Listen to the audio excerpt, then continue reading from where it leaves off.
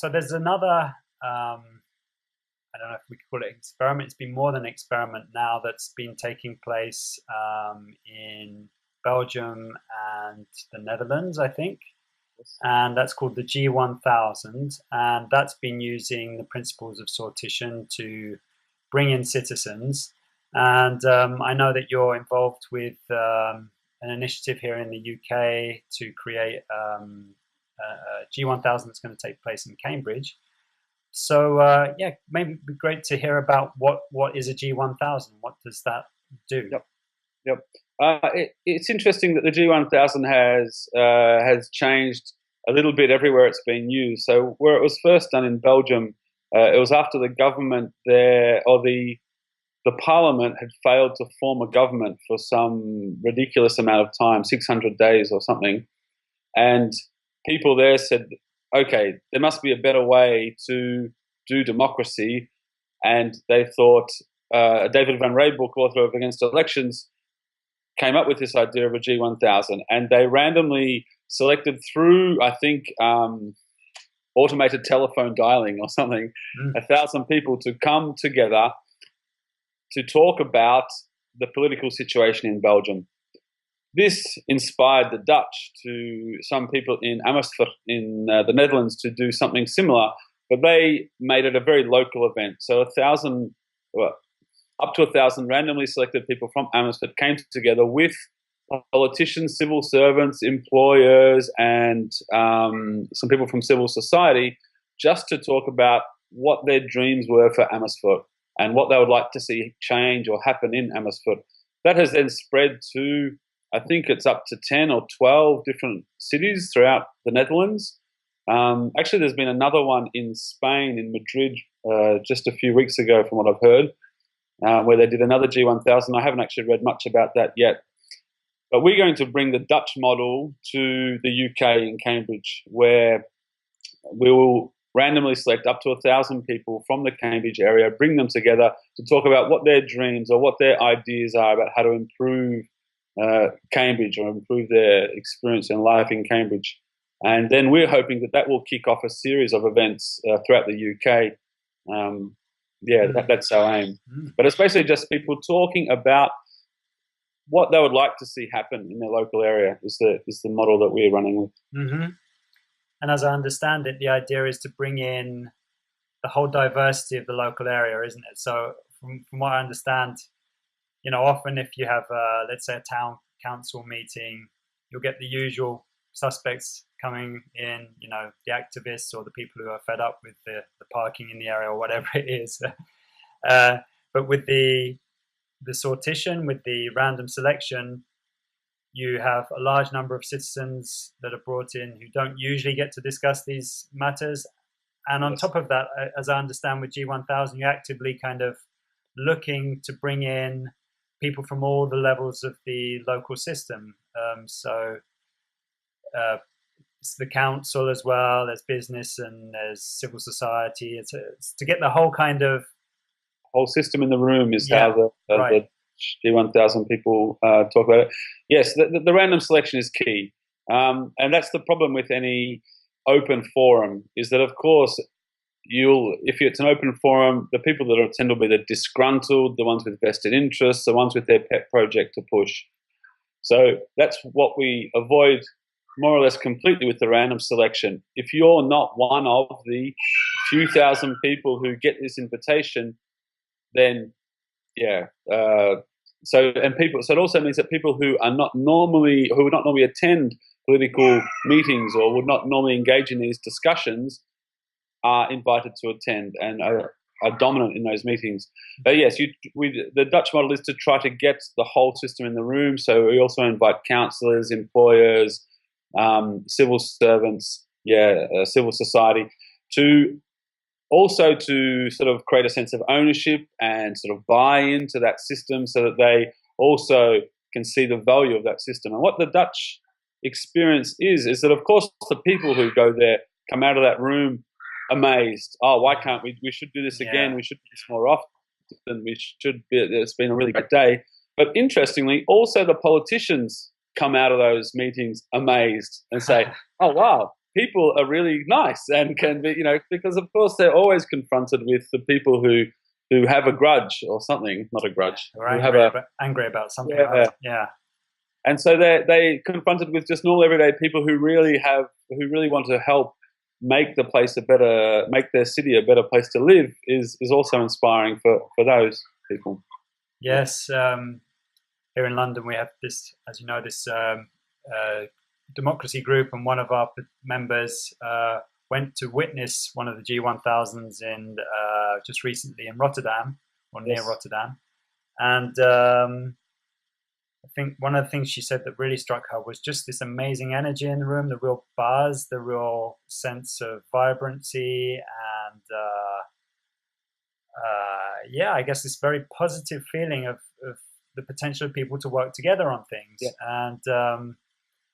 And I think it's very interesting how you can contrast that kind of vibe, if you like, that kind of energy, with the energy we have leading up to an election, which is very divisive, very kind of anxious, and pretty unhappy, I would say. Yeah. I think process is key, of course. If you look at any parliamentary system, of course, when you're involved in a competitive election, factions will evolve, parties will evolve. Actually, at the birthplace, in the start of constitutional government, for example, in revolutionary France, to be said that you were part of a faction was the worst put down you could ever be made. To say that you were forming a political party was a very negative comment to be made. But of course, in any competitive system where there is so much power to be won, parties and factions will form. And therefore, you see that in our debating chambers, one party is on the left, one party is on the right, and it's very confrontational. Of course, if you remove that whole competitive aspect of it and put people in a room together to deliberate and say, right, let's try to work out what we really want, people are very happy to do that. And it's inspiring. Mm-hmm. Very interesting. Yes. Just one more question on the G1000. So do you, what are the outcomes of it? What actually happens? I know this is one question that, crops up a lot. So what happens? Does it feed into any real change or? Yes. So, this is a common question. At the end of the day, in the morning, they come up with their themes, about their 10 themes that they think they would like to focus on. In the afternoon, they come up with up to 40, 50 proposals, concrete proposals about how to change the place they live. Everyone looks at those and then votes on their top 4 or 3 or whatever. And at the end of this process, you come up with a top 20, a top 10. 3 weeks later, thereabouts, they try to meet with anyone from the group who would like to try to push these things forward and make those changes actually happen in their society. Of course, the council and civil society is invited to participate in that. But the actual change, in the end, is also up to the people themselves. So small things have happened, more chairs in the park around the corner, more public spaces here, longer hours for a library, etc. But it's up to the people themselves. So one aspect of it as well is to not say, we want this, right, you go and do it. It's to say, we want this, we'll go and do it. So it's also about strengthening and building the communities to actually progress the actions that they want to see happen. Unfortunately, it means that sometimes those groups don't function as well as you'd like, of course, or they come up with various issues. But when it does work, it's quite inspirational. Yeah, one other thing that you've been involved in is this, what I have here, this citizen, I don't know if this reads the right way around, maybe not, but anyway, a Citizens' Assembly for the Scottish Parliament. So the idea of that is, this is something that can be downloaded online, I believe, as well. Where can people find that? It's on the Sortition Foundation website as a blog post, I think. It's also on the allofusfirst.org site, which is the Scottish site that's promoting it. If you Google Citizens' Assembly for the Scottish Parliament, I'm sure it'll pop up. So just, maybe briefly, what is the idea of the Citizens' Assembly for the Scottish Parliament? So the Scottish Parliament is a unicameral parliament. There is just one house up there that makes the laws. And there was the idea coming out of the pro-Scottish independence movement, actually, that if they did gain independence, they would want a house of review, a kind of second chamber to disperse power a bit more and provide a bit more of a balance to the government. And the idea that Commonweal and all of us first came up with was to have a citizens' assembly, a group of citizens.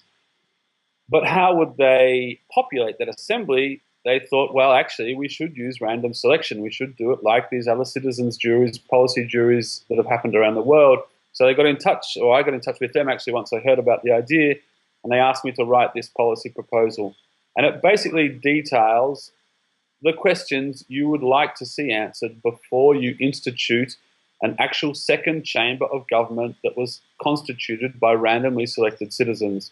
So it talks about the powers that that chamber would have, and it talks about the actual implementation details. How many people, how long would they be there, how would you rotate the people through, how would you actually select the people that got chosen to make sure it does reflect the society that you're drawing it from.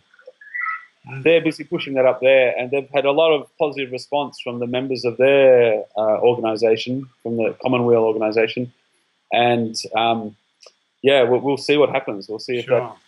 But it's potentially a model that could be replicated anywhere in the world, which is an interesting. It could certainly be used by the House of Lords if the UK wanted to get rid of the House of Lords and replace that with a Citizens' Assembly. In France, there's a movement for a Citizens' Senate to replace the French Senate with a randomly selected assembly.